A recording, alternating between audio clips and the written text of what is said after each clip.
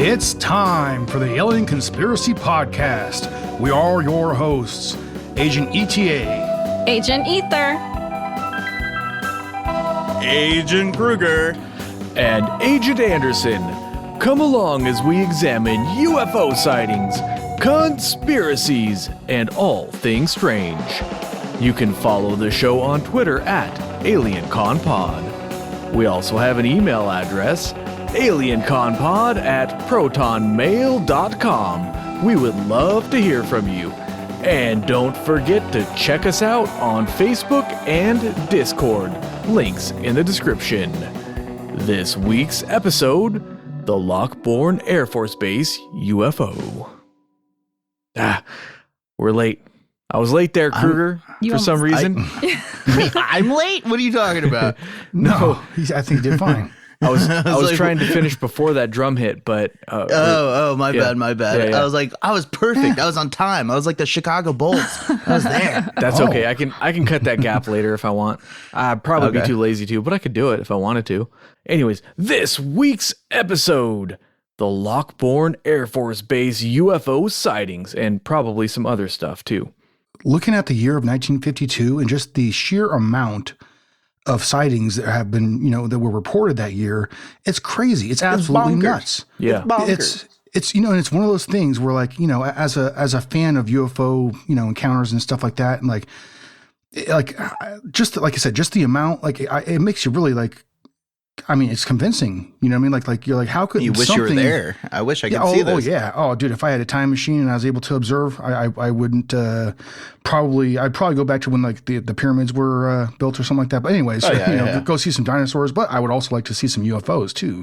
That explains the sighting is because the sightings. Everybody in the future who has a time machine goes back to 1952 to view the sightings, and that's actually them in their time machines causing the sightings. See, it's like a dog, like a loop, Mm-hmm. Or a paradox. Mm-hmm. Yeah. Paradox, sure. Oh yeah. But if you were a skeptic, you have to look at all these damn reports and it could have been a trend that got popular and people were just reporting things all over the damn place, whatever light they saw in the sky, probably Venus. But just the sheer amount of reports, and also some of them are very well documented as well. And it's all over the damn world. it's not just in the United States.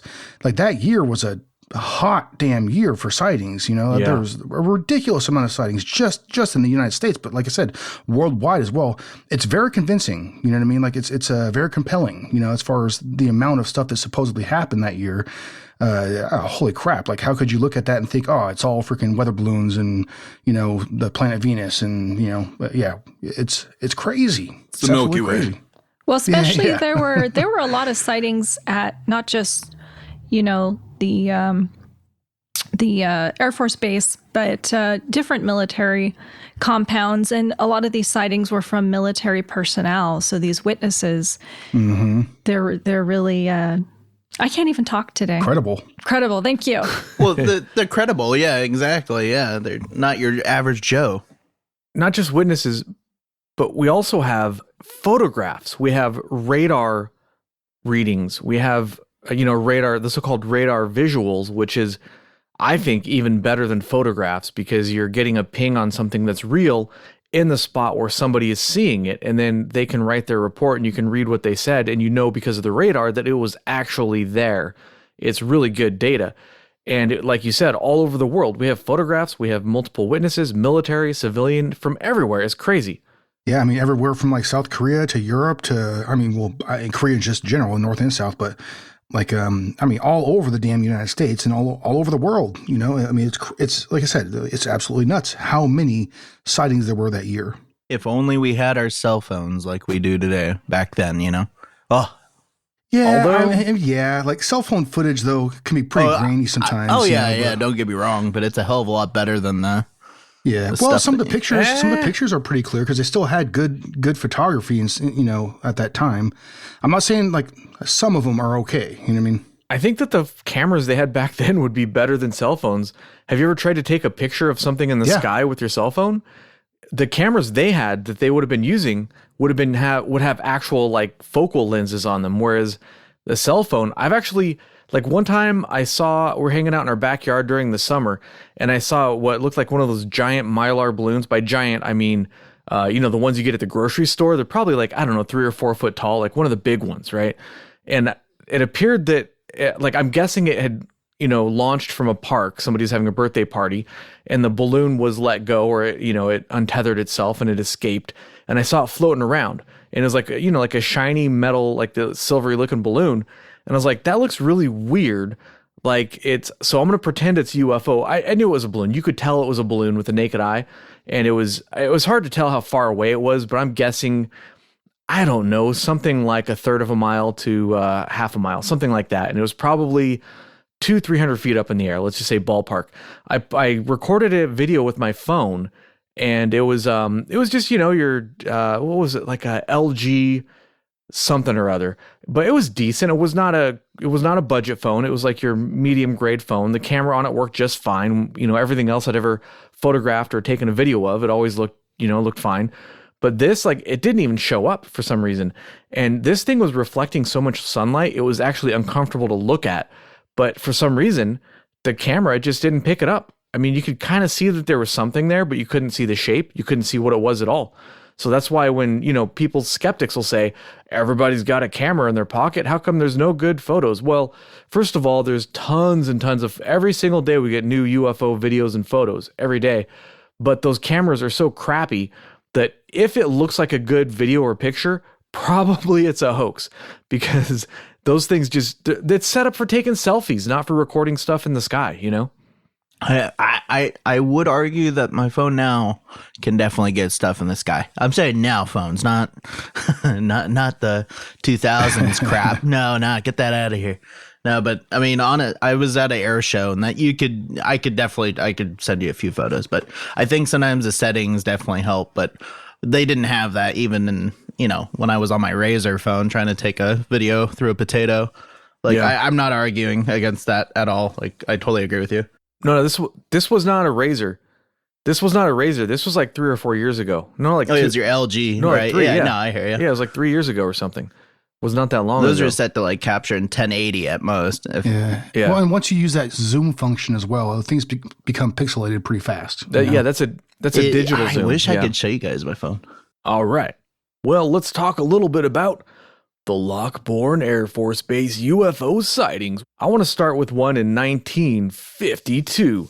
So this is a sighting, I heard a mention of it somewhere. I forget exactly where I heard. I've read about it in a couple different places.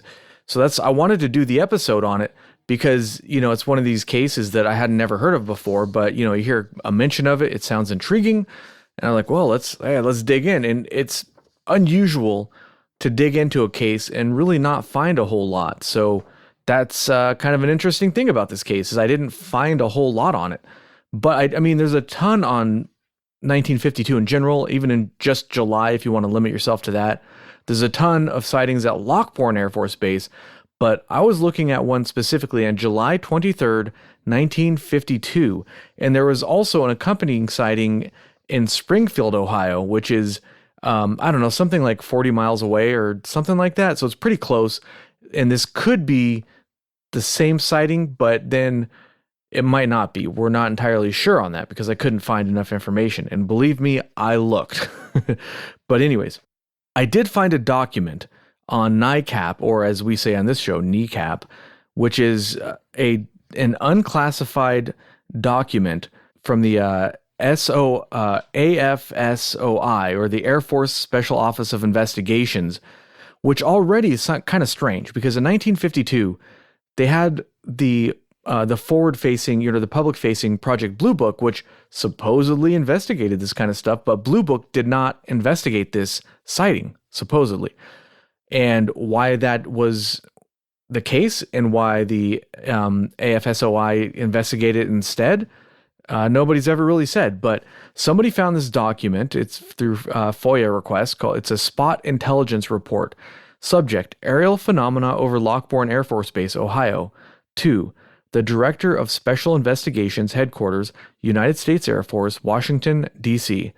Synopsis: Captain Eugene E. McManus. Eugene E. McManus, Turner Air Force Base, Albany, Georgia, upon returning to this station from a trip to Lockbourne Air Force Base, reported that while awaiting clearance at Lockbourne, he, along with numerous people from Lockbourne Air Force Base, witnessed 4 objects hovering in the vicinity of Lockbourne Air Force Base in Columbus, Ohio. These objects were observed by approximately 90% of the personnel at Lockbourne Air Force Base and were reportedly observed through an observatory in Columbus, Ohio. According to Captain McManus, 2 F-84 type aircraft were dispatched from Lockbourne in an attempt to overtake and identify these objects with negative results. So just a side note, I don't know what their working population was at the time. So Lockbourne Air Force Base was actually opened in 1942 as an Army training center before there even was an Air Force. And it's still open today, but they changed the name to Rickenbacker after the World War I flying ace Eddie Rickenbacker. But at its peak population during I think 67 or sometime during the Vietnam War, I remember reading there's something like 18,000 people there. Now, I doubt there was that many people working there in 1952, like probably nowhere near, but we're still talking, about, I couldn't find how many people were actually there in 1952, but it was a major central, Air Force base, and I wouldn't be surprised if there was, let's say, like 5,000 people working there, between civilians and military. Oh, I think it was more than that because it was home to a bunch of these fighter wing and bomb wings. Yeah. So I think there were probably quite a bit of personnel. Yeah, so let's say hypothetically there's 10,000 people. That means we have 9,000 witnesses that saw this thing. Crazy. And the thing that's crazy about that is not the number of people that saw it, but the fact that I couldn't find a single witness statement, right? This thing, it looked like it was covered up. That's, I'm just going to say it. But anyways, let's get back to the report, the SPOT intelligence report. Okay, details of the sighting. Captain Eugene E. McManus, AO 668608, 811th Operations Squadron, 811th Air Base Group, Turner Air Force Base, Georgia, reported to this office on 24th of July, 1952, that on the 23rd of July, 1952, while resting awaiting clearance from Lockbourne Air Force Base, Ohio, to Turner Air Force Base, Georgia, his attention was directed by members of the Operations Office, Lockbourne Air Force Base, to aerial objects located in the vicinity of Lockbourne Air Force Base and Columbus, Ohio. Captain McManus stated that these objects were easily visible to him, and that there were 4 in number. Captain McManus further stated that one of the objects seemed to hover above the other 3 objects and was not visible at all times, being hidden by the other 3 objects. Captain McManus stated that he observed these objects for approximately 45 minutes and described them as being round in shape and almost fluorescent white in color. Captain McManus added that he arranged himself so that he could sight along the top of a telephone pole at the object, and that the object did not seem to have any forward motion, but seemed to be hovering in one particular area. Captain McManus further stated that 2 F-84... Is that 84? It's kind of hard to read. The document's hard. I think it's 84. F-84 aircraft were dispatched from Lockbourne Air Force Base to try to observe and identify these objects, and that upon the pilot's return to operations, they reported that they had obtained an altitude of 43,000 feet and were still unable to identify or approach these unidentified objects. Captain McManus further added that weather personnel from Lockbourne Air Force Base set up an observer telescope, the type used in reading weather balloons, and that he personally observed these objects through this telescope. Captain McManus continued that with the assistance of this telescope, the objects still appeared round in shape and white in color.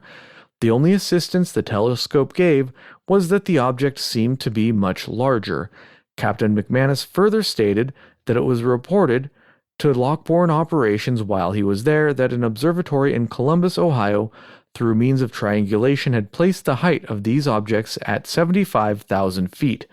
Captain McManus stated that he did not see any vapor trails or any glow around the objects. When asked what he believed the objects to be, Captain McManus stated, "I do not know. All I know is that they were round, white in color, and approximately 6 inches in diameter. Now, it doesn't say if it's 6 inches through the scope or with a naked eye, but if it's at 75,000 feet and it was 6 inches by the naked eye, that is huge. That I don't know what the actual calculation would be, but just, hold up 6 inches. Have you ever seen anything in the sky that was 6 inches across? Like, there's nothing I've ever seen. Definitely not Venus. Yeah, nothing at 75,000 feet. That'd be like a mile across probably. I don't know. That'd be enormous. So I'm assuming he means it was 6 inches through the scope. Now, I'll finish this last little bit up here. Captain McManus is a senior pilot in the United States Air Force, having approximately 2,200 hours flying time and having served on active duty as a pilot for approximately 10 years. Captain McManus is described by his fellow officers as being quiet, very conscientious, and most reliable. 3. Action. In view of the fact that these aerial objects were sighted over Lockbourne Air Force Base, Ohio, no action is contemplated at this station. And that's the letter by Leo H. Johnson, it looks like, Lieutenant Colonel, USAF, District Commander. So the really interesting thing about that is that we have an altitude, and if they were observing it from a weather station, they were probably, the scope he was using was possibly something like a theodolite, which allows you to take like angle measurements and stuff like that. So if we could get our hands, I might actually file a FOIA request for these reports, because they should have the data for this sighting. They should have like the angular size. I agree. Yeah. They should have not just like an approximation, like 6 inches. They should have a specific angular size. They should have the viewing angle that we have triangulation. It was 75,000 feet. We should have an exact size for this object with all this data that they're reporting. The data, you don't know what it is. They didn't say what it is. They basically said that they were recording it. If they were recording it from a weather station, they almost certainly have all this data recorded. So it's a shame that they didn't include that in this report. But we don't have it. The only hard fact we have, or hard data, is the 6 inches. But I mean, that's probably through the scope, and that's not. I know really you want to run on. with that so bad. I could taste. I can hear him. I know there's a joke in there. I know there is. But I think I wouldn't be surprised if one of our listeners would be able, leave it to a smarter man or woman to, if you guys have any answers, please send it our way. Yeah, go ahead, Ether. I was going to say, I thought it was pretty funny that they're at the end of the report, they were like, well, we're not going to do anything. Is that because there's nothing to do? Because the sighting is over? Do they not want to make a big deal of it? Like, their conclusion basically was, Well, what can they do? Yeah. And that, that almost kind of adds credibility to it too. Yeah. You know what I mean? The only thing, we only had a couple of man-made objects that could go to that high at that time. One of them being a weather balloon. We certainly did not have any fighter planes that could go, to my knowledge anyways. In 1952, we didn't have anything that was, armed and ready to go that high. Well, I actually found a document from the Air Technical Intelligence Center to the commanding officer there. There was a guard at Lockbourne, and he wrote this memo letter. Dear sir, it would be appreciated if you could please furnish the date and times if there were any aircraft airborne which carried lights, and if so, the description of the craft and the lights, if any, were in fact airborne. And there were a couple different dates and a couple different documents for July and August of this Air Force base requesting to know if there were any aircraft in the area. And on one of them, I found handwritten, to our knowledge, there is no such aircraft. There's no man-made aircraft that I'm aware of anyways that, maybe I'm wrong, but I don't think we could have really, maybe missiles or rockets, we could have gotten that high. Well, missiles and rockets definitely could have gotten that high, but. Well, I know this is coming off of this is in 52, but we're not that far away from World War II. You'd think that they would take any little threat, if it were a threat, unidentified object, at that size, going at that altitude. Like, would it be a blimp? Could it be carrying a bomb? We dropped a nuke, you know what I mean? So it's, or, a hydrogen bomb. But It's still like I wouldn't have taken that lightly. It's odd that I mean, like we already said it. It's like information is not abundant on this, and you go to any other case, and you'll find a story right off the bat with a simple Google search. But you had to go through DuckDuckGo, which is a better non-restrictive search engine. But right. Wasn't that weird? It's interesting. Yeah, I tried on my cell phone and I tried on my computer through Google, and I didn't find anything. It just doesn't show up. Anything in the search engines. And I don't know if it's because of the search engine optimization and how that works, the SEO algorithms, or what, but you had to go through a specific search engine to even find information. Now, this is where this case gets weird, because there's so many similar sightings. Why was this sighting investigated by the Office of Special Investigations? But AFOSI is the abbreviation. Now, that organization reports directly to the Secretary of the Air Force. The Secretary of the Air Force, that's as high as up as it gets. The Secretary reports directly to the President. So they're at the very, very top of the chain. They're higher up than even generals. Generals report to the Secretary of the Air Force. There's something very hush-hush about this, right? And I looked up exactly what they're responsible for, and apparently they're responsible for criminal investigations, counterintelligence, and protective service operations worldwide outside of the traditional military chain of command. They proactively, AFOSI identifies, investigates, and neutralizes serious criminal, terrorist, and espionage threats to personnel and resources of the Air Force, Space Force, and the U.S. Department of Defense, thereby protecting the national security of the United States. Now, that was a fact sheet from like 2017 or 2018. So, I doubt that they said Space Force back in 1952. That organization was formed in 1948. It was modeled after the FBI. And you have to wonder, why this case? Why did they get this case and they didn't give it to Blue Book like they did all the other cases? So, and some of their capabilities that they listed that they use AFOSI for is protect critical technologies and information, detect and mitigate threats, provide global specialized services, conduct major criminal investigations, and engage foreign adversaries and threats offensively. But why would this organization apply to this sighting and not some of the other ones that were happening on a daily basis? I don't know. There was a similar sighting in Springfield, Ohio, which is about 45 miles away, that I mentioned earlier. And I was wondering if it was the same objects, but neither one of those actually turned up in the Blue Book files. The only cases I found in the Blue Book files that sort of are similar was they weren't actually, the cases files were not in the Blue Book files, but I did find this in a list of Blue Book unsolved cases.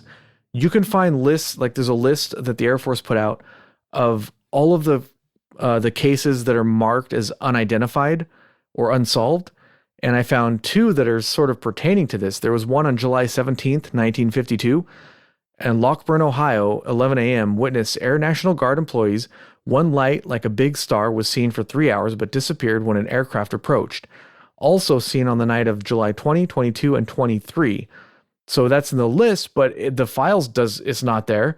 And I couldn't find any other mention of this other than this one little blurb. And also I actually found something in Project Blue Book. Did you? Okay, let me get to the other one. And then on July 18, 1952, on Lockbourne, Ohio, at 9:10 p.m., witnesses T/Sergeant Mahone, Airman 3rd Class, T/Sergeant, I don't know what that means, but I think A/3C means Airman 3rd Class Jennings, one amber-colored elliptical-shaped object with a small flame at the rear periodically increased in brightness. It moved very fast for 1.5 minutes, giving off a resonant beat sound. But I looked in the files, maybe I missed them. I could not find those files, like in the Blue Book files. So that's very strange. Yeah, Agent Ether, you said you found stuff there. Yeah, actually, I found a detailed report on the July 17th incident in 1952, and it stated that there was a circular object like a star, smaller than a plane on the horizon. The outer rim gave off an orange and green glow, and it left a trail of red light as it left, which took approximately 8 seconds. And it also moved from side to side when it wasn't stationary. This was reported by William Stevenson, who was a sergeant major in the Airborne Squadron at Ohio National Guard and a commanding officer. And the report isn't clear because there's actually two witnesses and one is redacted. And it's not clear if the redacted officer is actually the commanding officer. But both were recently discharged from the Air Force and both were working in a civilian capacity at the Air Force Base. Where did you find that? Because I looked on the Fold 3 and there's nothing for Lockbourne. I don't know. I looked, you know how it is. You look in so many places. Yeah. I'm looking here and it was page 187 in the Blue Book files. Okay. Well, So if you go to Blue Book, you can actually search, and they're searchable documents. So I think I put in like Lockbourne Air Force Base, Ohio, 1952, and this popped up. okay. So and it was 10 miles north and about 5,000 feet high. And that is the details that I have. I was looking at it. You go through there, you click on the year and then you click on the month and it lists everything by location. And by location, that one's not Lockbourne Air Force Base. I think sometimes it's disorganized. It could be. know? That could be the case, yeah. Maybe this way is not the best way to browse them. Maybe it's best to browse them some other way, I don't know. But there's nothing for Columbus, there's nothing for anywhere near there. So I'm glad you found that, actually. I didn't think to do that kind of a search. Well, I also have a statement from July 21st. Is that the Columbus one? Well, the one I started looking at was the 23rd, but there were sightings like a daily basis on July, every day. July 21st, there was an observer in south of Columbus who saw what she described as a spaceship. And it was a neighbor and the same eyewitness, William Stevenson. And she had looked through some field glasses and they both said it looked like a spaceship. And that's all the detail that I found on that. Weird. That's what they used to call binoculars, by the way, is field glasses. Field glasses. Say, why don't you go pick me up a pair of field glasses, honey? Then come home and cook me some dinner. That's how they used to talk in the 50s. Hey, don't cancel me. I wasn't back. I didn't say it back then. That wasn't me.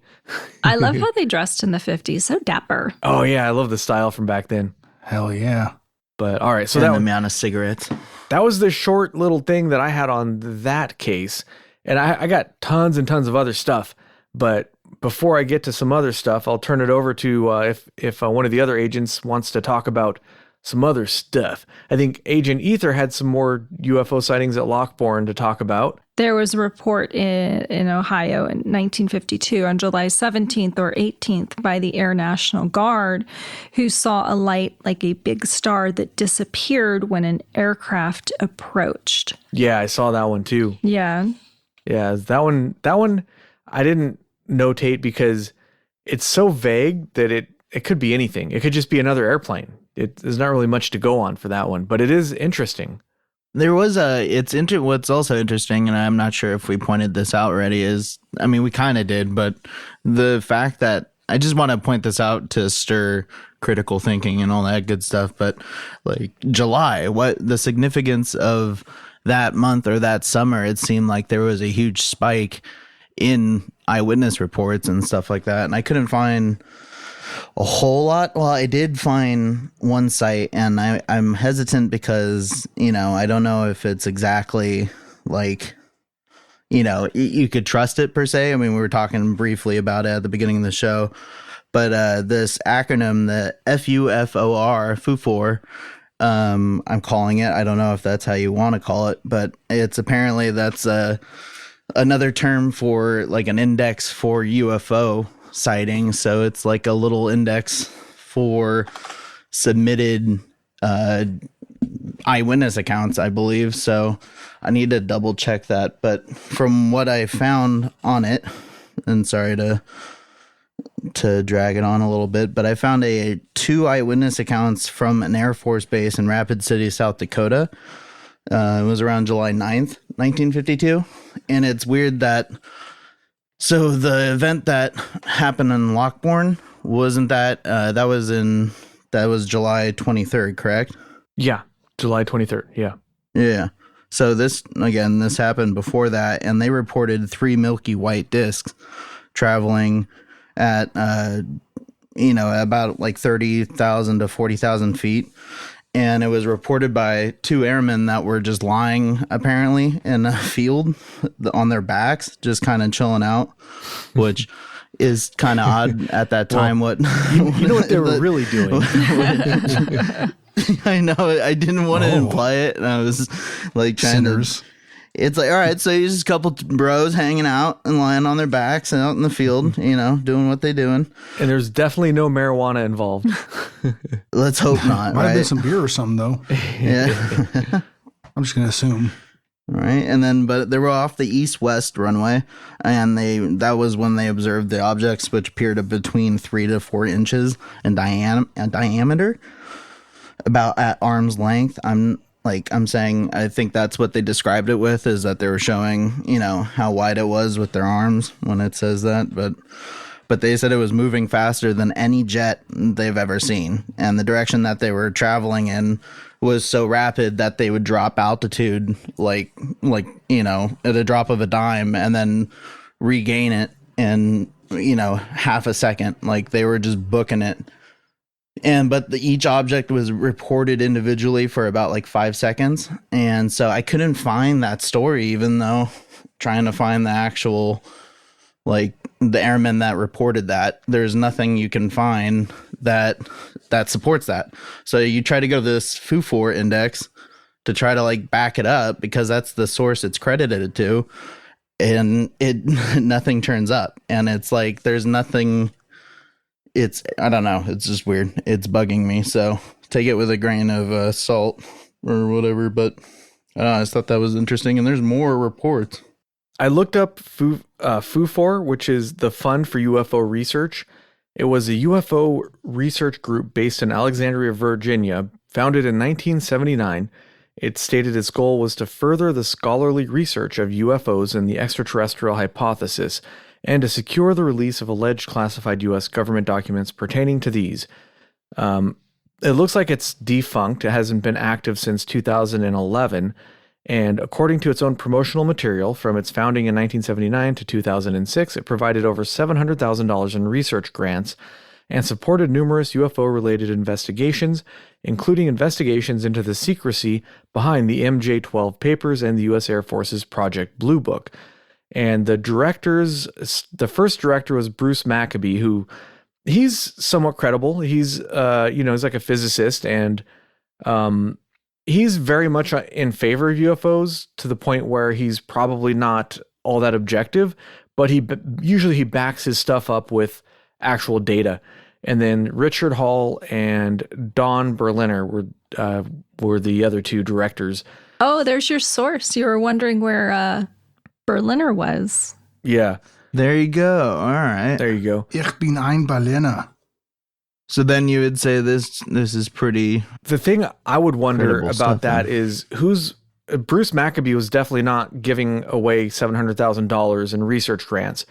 So who is behind this research group?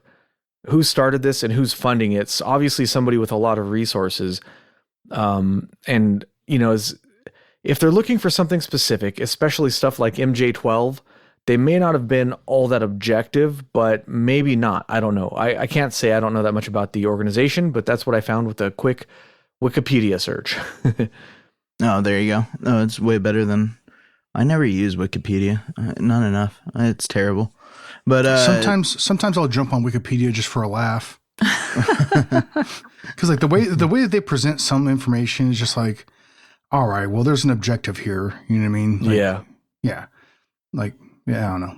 I mean, I won't go too far into it.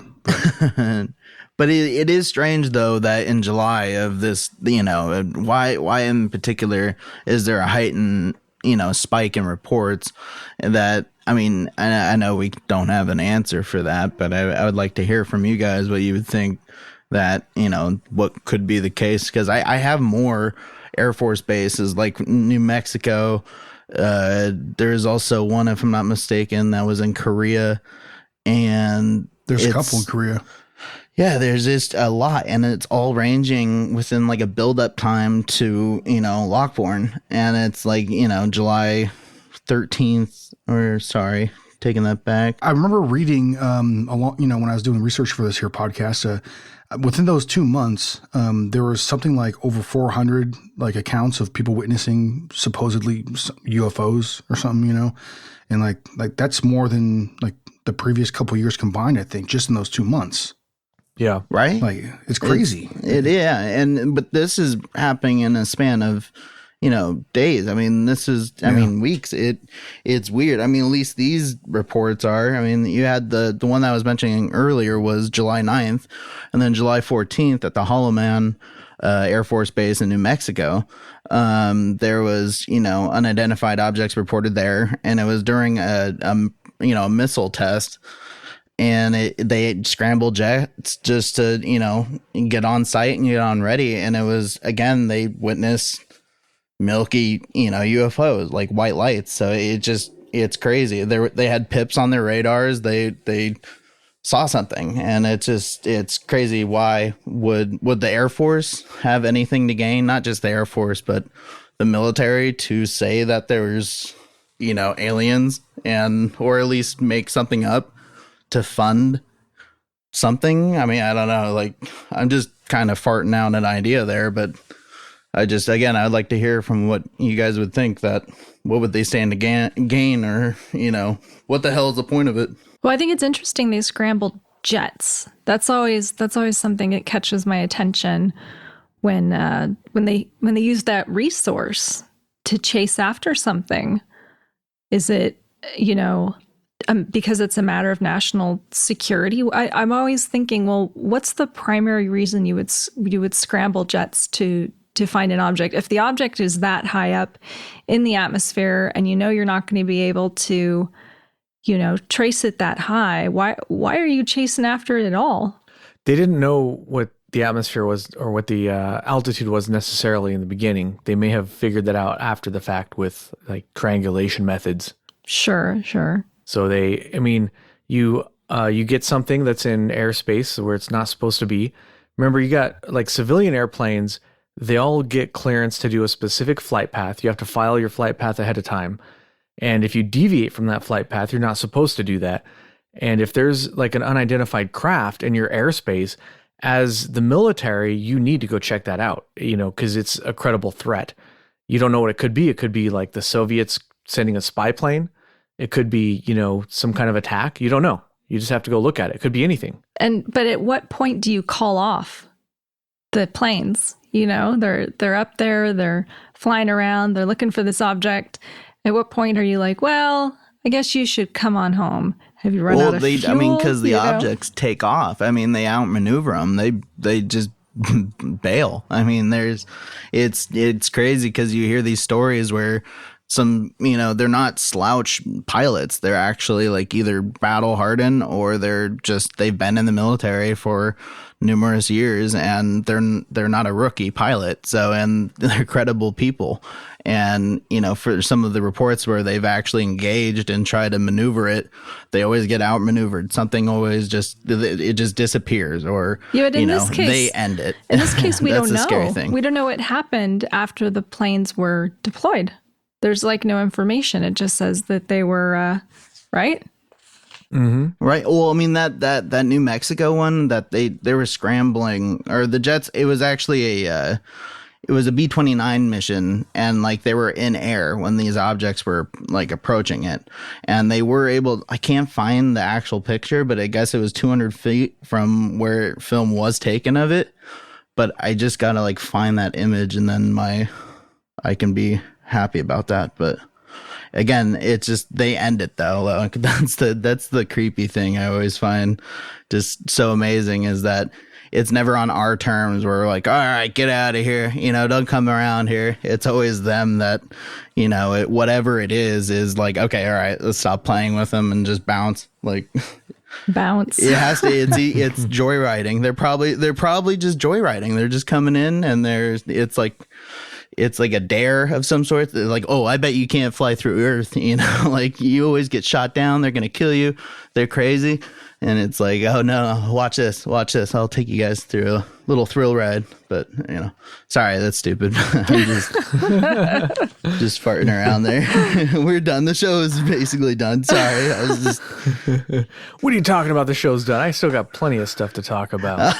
I apologize. I thought, I don't know. I shall shut up. All right. Well, I found while I was digging through everywhere I could look to try to find like the witness statements. Like I said earlier, for the one on the 23rd, if 90% of the base saw it, you would expect there to be some witness statements. And given how high up it was and that it was a fairly populated area, you'd expect to see some civilian statements too. But I couldn't find any of those either. Your best bet would probably be to go to like a library in the area and look up like a microfilm of some publications from the time, because probably the newspapers and magazines from the day would have some sort of accounts of this thing if people saw it. Oh, idea. But I'm really far from there, so I can't necessarily do that. No, but can't you pay someone to do that? Don't they have these like gig things where, what are they called, where you pay someone to do little tasks? Fiverr? Uber. No. Fiverr? I think You it is. pay somebody like $5 and they'll do like, they'll say your name with a sign or something. Kruger's got it. Kruger's, okay. And then you pay them and they'll go do little tasks for you. So you could like advertise. You could get someone to go. DoorDash. No, not DoorDash. Oh. But that would be a great way to find out, because I would love to go to the source and find some newspapers, some media articles. I'll do it myself. I'll just jump people in the market. Hey, welcome and subscribe. Sorry. I wonder if you could contact the I didn't think of it until just now, but I wonder if you could contact the library and ask them to find the microfiche and get like an actual PDF of the microfiche or something that you could look at yourself. Yeah. I wonder if they would do that. Well, it ain't going to help us now because I didn't think of it earlier. So we could still do it. I mean, just bolster, updated episode. We just come back, revisit it. All right, hit the pause button. We'll start again in 3 weeks. No. Well, there's actually, if you think about it, the case is never closed. All right, there's the case so is always much open. out there that's on the microfiche anyways. It would be really great to digitize it all, just for historical reasons. There actually is an individual who does stuff like that to try to archive things. What's his name? He's active in various places, and he goes under Isaac Coy. That's it, ISAACKOI, which he uses as an alias. He's coy. He doesn't want his real. He works in England as like a barrister, whatever that is, like a lawyer or something, and he doesn't want any professional repercussions, so he's anonymous. He's been doing this for years, and I'd say he's more or less like a English equivalent of John Greenwald Jr., basically trying to get all these documents out there. You can look up his website and you can find tons of resources on there just for free. Just free access for everybody. And he'll get volunteers to go and like scan documents and stuff into various, private collections and stuff like that. But so that's, maybe I'll post a link to that, which I probably won't because I'll probably forget. But let's get back to, when I was looking into this, I found a couple of really interesting things when I was digging through the files. So I found a history of the Northeast Air Command from the 1st of January 1952 to the 30th of June 1952. Now, I know it doesn't include July, it's just before, but still. In the intelligence summary, it had a little blurb here that I found highly interesting. He says, a number of unidentified aircraft and other unidentified aerial phenomena were sighted throughout the Northeast Air Command in closely adjacent areas during this reporting period. Some of these sightings were explained, but the majority remained unidentified. Now, this was a classified document that became unclassified at some point. And the reason I find that highly interesting is because the public-facing parts of the Air Force, whether it's a general doing a press conference or Project Blue Book or whatever it was, they always said that the majority of cases, that most cases were identified, weather balloons, Venus and whatnot. You guys know about this stuff. And I've never seen a statement that said, most of this stuff we cannot explain. They would always say, there's one or two cases where we don't have enough information. And then maybe like another one where maybe we don't know what it is, but we could probably figure it out if we had more information. So they always kind of just use that excuse. But this is, I don't recall ever seeing them say before that most of this stuff, we have no idea what it is. I found another document. So the CIA released a bunch of UFO documents. It's like 900 pages, give or take. And, I didn't have a chance to go through all 900 pages, unfortunately, but I did find a really interesting little bit here about UFOs. And this is from the 1st of August, 1952, from the Deputy Assistant Director / SI, Acting Chief, Weapons and Equipment Division. Flying saucers. 1. Pursuant to your request for overall evaluation of flying saucers and associated reports, the following is pertinent. A. Out of 1,000 to 2,000 such reports received by ATIC, a large percentage are clearly phony. An equally large percentage can be satisfactorily explained as known flights of currently operational U.S. equipment, aircraft, weather balloons, etc., and many others are undoubtedly of natural phenomena, meteorites, clouds, aberration of light caused by thermal inversion or reflections, etc. B. Less than 100 reasonably credible less than 100 Kill the wabbit. Kill the wabbit. Less than 100 reasonably credible reports remain unexplainable at this time. Regarding these reports, there is no pattern of specific sizes, configurations, characteristics, performance, or location. The sources of these reports are generally no more or less credible than the sources of the other categories. It is probable that if complete information were available for presently unexplainable reports, they too could be evaluated into categories as indicated in A above. 2. Notwithstanding the foregoing tentative fact, so long as a series of reports remains unexplainable, interplanetary aspects and alien origin not being thoroughly excluded from consideration, caution requires that intelligence continue coverage of the subject. It is recommended that the CIA surveillance of subject matter, in coordination with proper authorities of primarily operational concern at ATIC, be continued.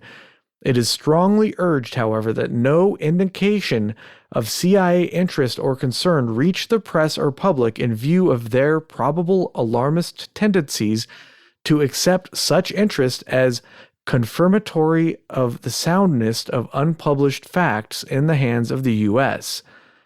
The undersigned has arranged with the commanding officer of the Air Technical Intelligence Center at Wright-Patterson Air Force Base, Ohio, for a thorough and comprehensive briefing related to this subject on the 8th of August, 1952.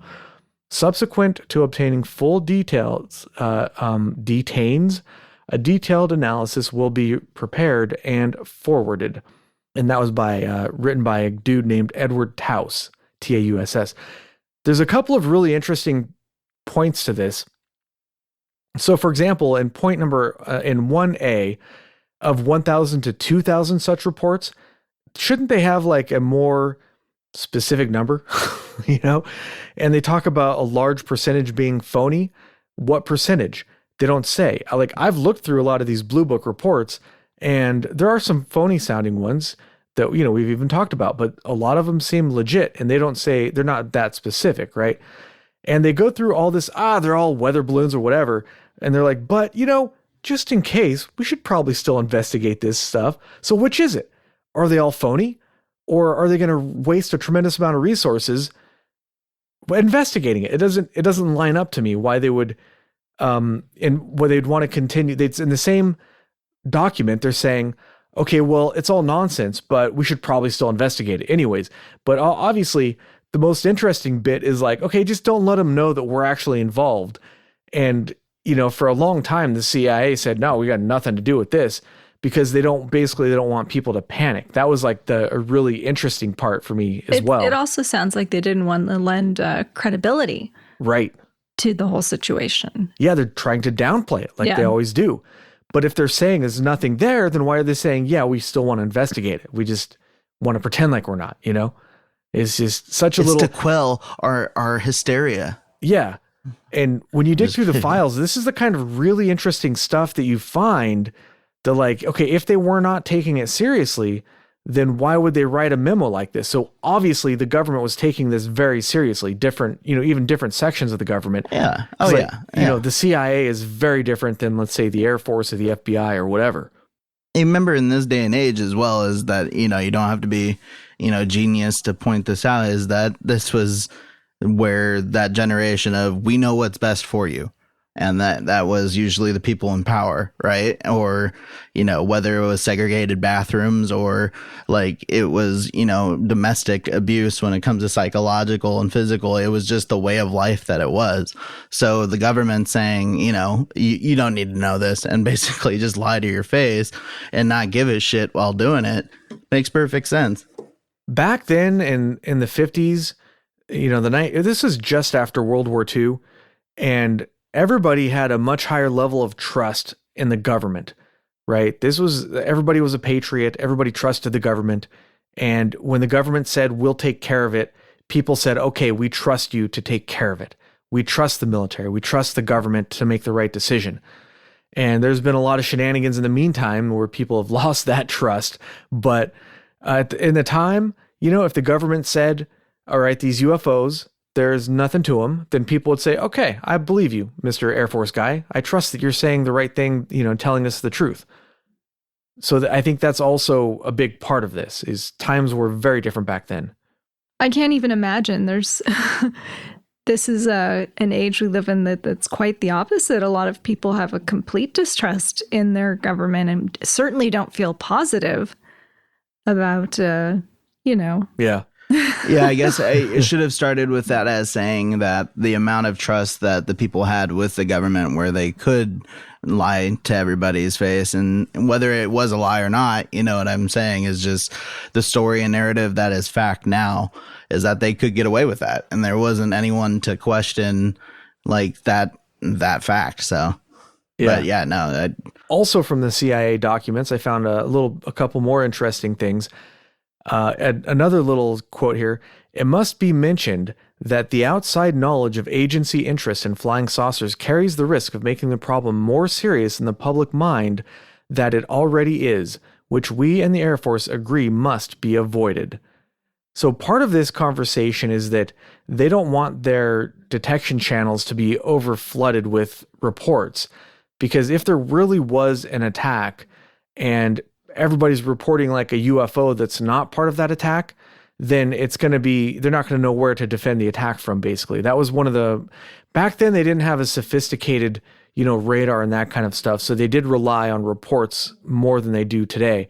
So I think that was a bit of a legitimate concern. But on the other hand, instead of giving them the benefit of the doubt, you have to wonder, okay, let me read this again. It must be mentioned that outside knowledge of agency interest in flying saucers carries the risk of making the problem more serious in the public mind than it already is.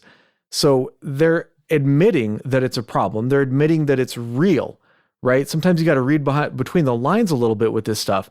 But I find this to be a highly interesting statement from, at the time, it was a classified document. Here's another little bit. It was found that the ATIC study is probably valid if the purpose is limited to a case-by-case explanation. However, that study does not solve the more fundamental aspect of the problem. These aspects are to determine definitely the nature of the various phenomena which are causing these sightings, or to discover the means by which these causes and their visual or electronic effects may be identified immediately. The CIA consultants stated that these solutions would probably be found on the margins or just beyond the frontiers of our present knowledge in the fields of atmospheric, ionospheric, and extraterrestrial phenomenon, with the added possibility that our present dispersal of nuclear waste products might also be a factor. So I don't know if you guys caught that little bit, but they're basically saying that in order to deal with this, our current technology we're going to have to come up with some new technology in order to deal with this. And they also mentioned extraterrestrial phenomena like as if it's a real thing, right? They're not trying to say it's not real.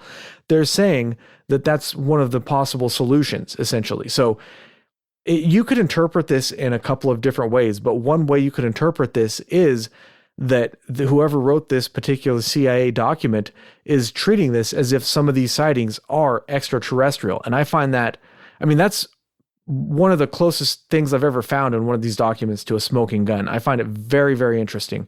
Again, you got to read between the lines and you got to really dig through these documents to find this kind of stuff.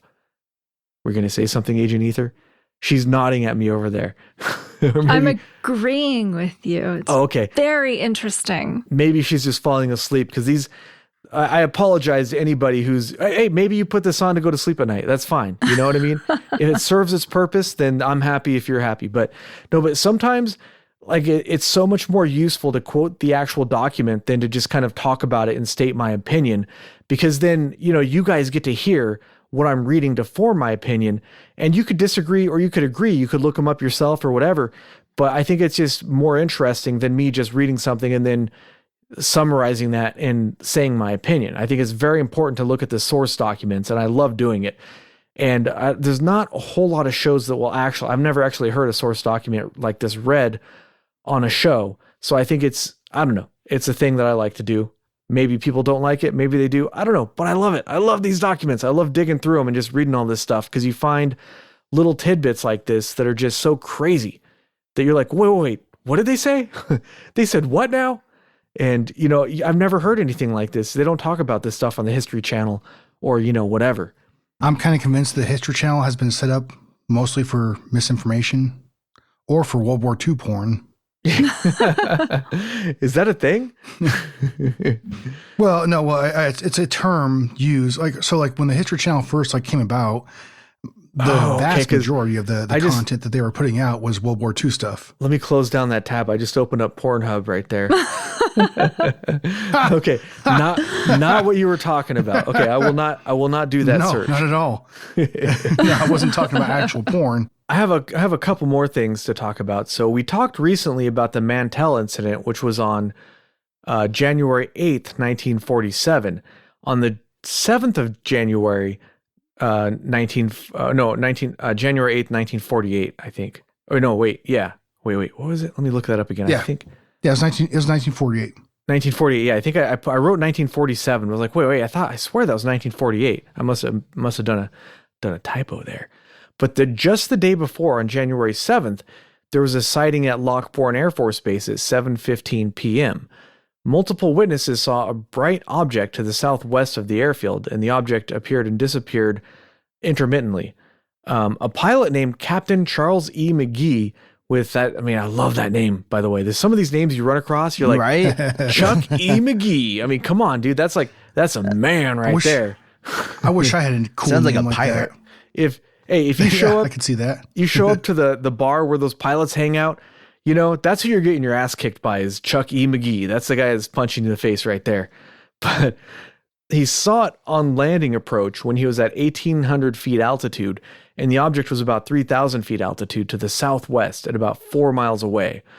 And another pilot, Albert Pickering, was awakened by an object that was about the size of a C-47 or larger that dropped out of the clouds 10,000 feet above. And the tower saw this object drop out of the clouds as well. It made 3 full 360-degree circles over a runway, about 30 to 40 seconds per circle, which apparently would be, and these circles were about 2 miles in diameter, and that would be approximately 700 miles an hour and 7 Gs, I guess, is what it said.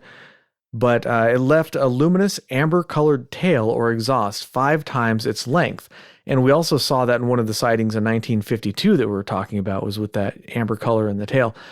Then it went to another location, made more turns and circles, and then it disappeared into the overcast for a minute and then reappeared. It appeared to touch down on the grass extension past the end of the runway for 10 seconds, and then it flew up and left into the overcast. You're like, huh. And I think we might have actually talked about that one, but we didn't have as much detail as I found here with this time. So let's see, I found this document from, I think this is from Project Blue Book. And it's a really short file. It's just, just 2 pages. It's got the cover page, and then it's got like a 2-paragraph little summary here. So this one was on the 7th of January, 1948 at 1925. So I'm guessing that this was it's not, the other one I found was 7:15 it said, but this is 7:25. But it says presumably near Lockbourne, and this is the observer Albert R. Pickering. So this is probably the similar report. This is his specific statement. And he said the number of objects was 1 and the distance was 3 to 5 miles. And the altitude was about 10,000 feet. The speed greater than 500 miles an hour. The direction of flight, 120 degrees to the east. It climbed and descended vertically, performed circles. It circled one place for a duration of 360-degree turns, then moved to another position and again circled. And made no sound. It was larger than a C-47. It was amber in color. The shape was round or oval. And had an amber trail. The height of the overcast was about 10,000 feet. And it occasionally entered the overcast. So that's the cover page. Now let's read the actual report here, which is pretty short as far as these files go. When first sighted around 1925 Eastern Standard Time, the object appeared to hover in one position for quite some time, moving very little. It disappeared once for about a minute, presumably entering the overcast. After entering below the overcast, it circled one place for the duration of 360-degree turns, then moved to another position and circled for some more. Turns required approximately 30 to 40 seconds each, the diameter estimated about 2 miles, and moving from one place to another, a tail approximately the same color, amber, as the object appeared, which seemed to be about 5 times the length of the object. The shape of the object was either round or oval, and appeared about the size of a C-47 plane. Just before disappearing, it came very near to the ground, stayed about 10 seconds, then climbed back to its original position at a very fast rate of speed, leveled off and disappeared into the overcast, 10,000 feet, heading 120 degrees. Its speed was greater than 500 miles an hour in level flight. Visible for some 20 minutes. No noise or sound could be heard. The color of the object itself was an amber light, but the intensity was not sufficient to obscure the outline of the configuration, which was approximately round. During the up and down movement, no maneuvering took place. Motions like that of an elevator climbing and descending vertically. The exhaust trail was noticeable only during forward speed. At one time, the object appeared to touch the ground. Note: appeared approximately 3 to 5 miles away from Lockbourne in immediate vicinity of Commercial Point. Reports from Clinton County Airport, Godman Field, and from pilot of plane in vicinity of Columbus indicate the distance to be much greater. And note on reliability, see incidents 30, 30B, and 30C, corroborating accounts. So we won't get into those corroborating accounts because we're already going long enough here, and probably gone on long enough about that case. So, there's a couple different versions going on there, but it was the thing that surprised me about this is that it was in 1948, but it was very similar to a lot of the things seen later on in 1952, to some of them. There were a couple of different kind of accounts, but one of them did mention an object very similar to this one. So I guess, they're back, or maybe they never left. I don't know. Well, you know what? One of the things that actually kind of stands out, because I read that same report, and I don't know why, but for whatever reason, one of the things that stands out to me is that he was woken up not by noise, but by the light. Yeah. So it must have been a pretty substantial light that thing was that putting was off. a beam, man. Right? Yeah. It's such a strange thing. And we didn't have anything at that time that could move up and down like that. And to my knowledge, we still don't. Although, oh, hell no. I don't know, we might have something. Right. But I mean, the way they're describing it gives you the impression that it's going up and down very quickly, and it's changing direction. It'll go up and hover and whatever, and it's not really making a whole lot of noise. I don't know, man. It's just, I don't think we had anything that could do that in 1952. Well, the only if thing we you did, would why think, would you drive a craft like that? What is the point? Well, why would you go bug that one particular person? I think it's a legit, it could be an incident where their craft is failing and they're like, oh shit, flat tire, worst place to get a flat tire, and it's just bad timing, and then they get the hell out of there as soon as they repair it. My space tire's flat. Right? I got a space flat. Well, to me, to be quite honest, by the way, some of these vehicles or these objects, whatever, unidentified flying object, whatever it is, by the way some of them seem to be moving, it seems like they're doing like some kind of a study, like they're observing something. You know what I mean? Whatever they're studying, like when like reports were, there's been multiple reports of the craft, like what we just talked about, like they go to an area and then circle for a couple of rotations. They move to another area, circle for a couple of rotations. They go up and down. Like what they're doing doesn't necessarily make sense to us. But the only thing I could, draw from this would be like they must be observing something like that we're not aware of, or we haven't put two and two together, I guess, or whatever, you know what I mean? But I mean, that's kind of one of the things I get out of it from the movements they're making, That exact same thing occurred to me. And looking through the files and reports, it seems to me that an awful lot of them did seem to center around Air Force bases, military bases. So if it was somebody from somewhere else visiting us, the first thing they would want to do is check out our military capacity to see, okay, can we come and study these guys without danger of being shot down? Are they primitive, or do they have the weapons to where we have to be a little more careful? I mean, on the other hand, if you had, I don't know, let's say a metal detector and you took it back in time 1,000 years, somebody 1,000 years ago, if they saw you in a field using that, they would have absolutely no idea what you were doing. They would look at you. That's a good point. They would not have a clue. So, I mean, it's possible that whatever this was doing something that we have no idea. Like, it wouldn't make sense to us out of context unless we were explained to us what it was doing, But I mean, I guess at the end of the day, we really don't know. But a lot of these, a lot of these 1952 sightings seemed to center around military bases and centers. So I imagine our military at the time, they were probably crapping their pants at all these sightings. Like, oh shit, we can't do a thing. We can't stop them. We can't intercept them. We can't do anything to them, Well, what if our abilities to reverse engineer anything is not as easy as we could assume it would be? So like, what if these crafts or this situation is from like fallen aircraft, and we just, figure out how to lift it up, pilot it for a little bit or whatever the hell it might be.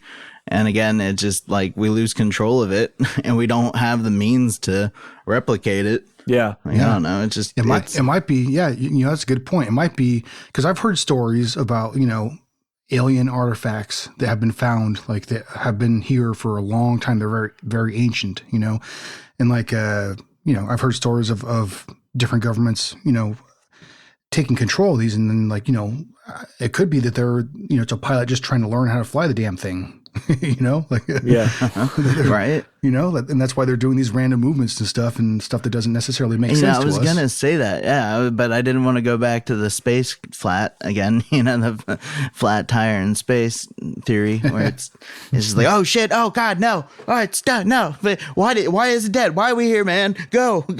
Co-pilot to pilot, it's like, get the fuck out of here. We've looked at a couple of cases that, I mean, like the Kecksburg case, for example, could fit into that. It could be a captured craft that we were investigating, that we were trying to figure out how to pilot it maybe. And as far as like reverse engineering something, I mean, we barely just discovered nuclear power and we barely just discovered radio waves and that kind of stuff. Like, if you're trying to reverse a radio, but you didn't even know what a radio wave was, you had no concept that was even a thing, you're not going to be able to reverse engineer it or even figure out what the damn thing is for, right? So if we captured some sort of extraterrestrial craft, the technology on that would probably seem like magic to us, or it would use science that we don't, uses things correct, yeah, from science that we're not even aware of yet, that we haven't even discovered, right? But on the other hand, maybe they figured it out. I don't know. And that's just a game theory. Yeah. But I mean, so that's pretty much all I had for this week's episode. Do you guys have anything else to add? We can go on and on about all the different sightings in 1952, but I mean, as far as the sightings surrounding this case and stuff, I mean, I think we talked about pretty much all I was looking into, Yeah. Oh yeah, I'm sure we'll get. There's I've so many good sightings in 52. I'm sure we'll get back to them eventually. Well, and it's funny. This is one of those years. I'm sorry to interject, but like this is one of those years where like you could have a podcast last like a couple years and just an episodes just about stuff that happened in that year. You know what I mean? Oh yeah. Just talking individual cases. Oh yeah. Yeah. Going in deep man, dives of that. Yeah. Like I said before at the beginning, like this year is one of those hotbed moments where there's so much that happened. It's crazy how many sightings happened, and important ones too, you know, like, but yeah. That's pretty much all I have to say about it. All right. Well, thanks for listening. If you enjoyed the show, you can really help us out by giving us a good review wherever you listen to podcasts and suggesting the show to your friends. Keep it strange.